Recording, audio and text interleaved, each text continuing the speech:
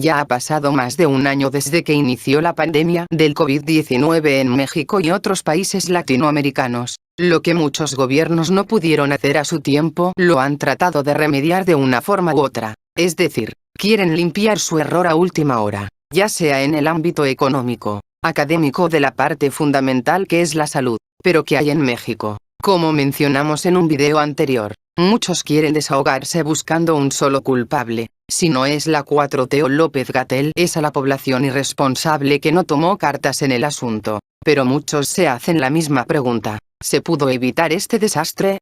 ¿Qué fue lo que hizo mal el gobierno y qué hizo mal la población en general? Y es que si somos realistas, si los países del primer mundo no pudieron contrarrestar este desastre, ¿qué les hace pensar que un país hispanoamericano lo pudiera haber hecho mejor? Ya no hace falta decir los mismos factores. El sistema de salud y las condiciones de vida de cada habitante eran más que indispensables. En México los medios de comunicación y analistas tocan una y otra vez el número de muertos. Pero, ¿por qué Gatell pensaba que el número de muertos solo sería de 10.000?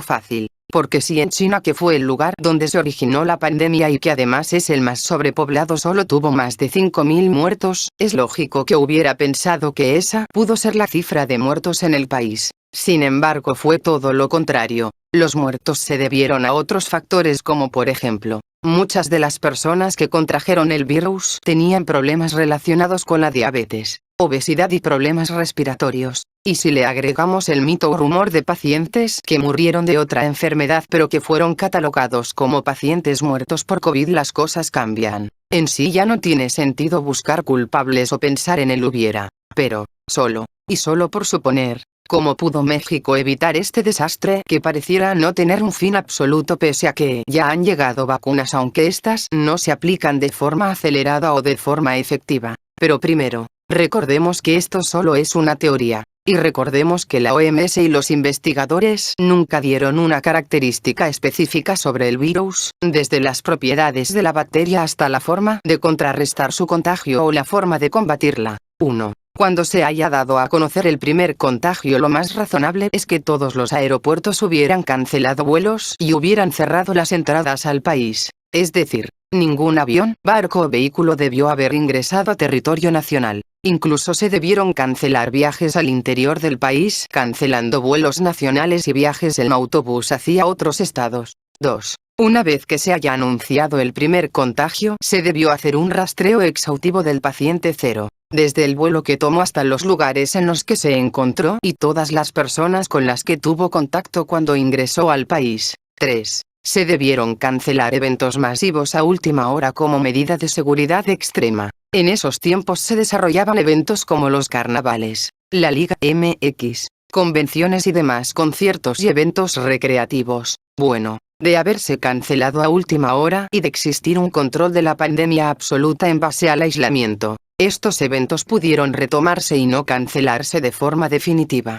Y esto va al siguiente punto. 4. El aislamiento/cuarentena debió ser extremadamente obligatoria, al mismo nivel de los países europeos. Esto con la prevención de evitar contagios en masa. 5. Si en algunos estados empezaron a ocurrir casos sospechosos, lo más sensato era aplicar las medidas que hacemos hasta el día de hoy. Ya saben, uso del cubrebocas, sana distancia y gel antibacterial. Y 6. Y el más surrealista, es que el gobierno hubiera invertido en el sector salud de forma acelerada, además de implementar un control más estricto para las aerolíneas y todos los usuarios que quieran ingresar a territorio nacional. Pero todo esto es casi un sueño guajiro, ya que el hubiera no existe. Desgraciadamente el mexicano tiene esa característica de ser un animal irracional, el cual todo lo toma a joda y sin ninguna seriedad, y al final terminó desahogándose culpando al gobierno de todo el desastre. Tristemente países como México tienen ese enorme desperfecto de ser un país desorganizado desde la raíz social hasta el gobierno.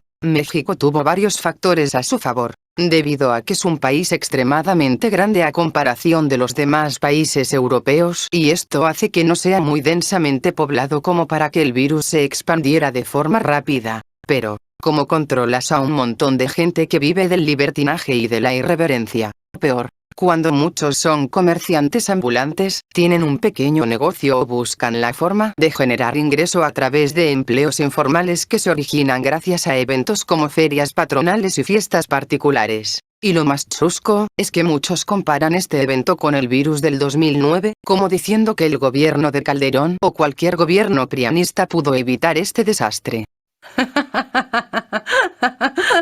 No señores, les puedo asegurar que si un virus así hubiera azotado México hace 10 o más años, el daño igual sería irreparable, ya que el problema vino de todos lados. Tan solo recuerden que muchos lugares de trabajo, centros comerciales y vehículos del transporte público no tomaron las medidas adecuadas. Y peor, si en pleno 2020 muchos creían en conspiraciones y notas amarillistas. Ahora imagínense ese aspecto en una época donde muchos se creían cualquier tipo de información. Y con el tema de la vacunación, desgraciadamente muchos quieren una vacuna de alta calidad, sin saber que los países del primer mundo ya se acapararon casi todas. Aunque creemos que hay fallas en la logística del gobierno para aplicar las vacunas, y es un enorme error vacunar primero a la gente de la tercera edad. Así es como este problema parece no tener solución, y donde ya no tiene sentido pensar en el mañana sino en el ahora. Nadie se imaginó que este problema duraría más de un año no solo en México o Hispanoamérica sino en todo el mundo.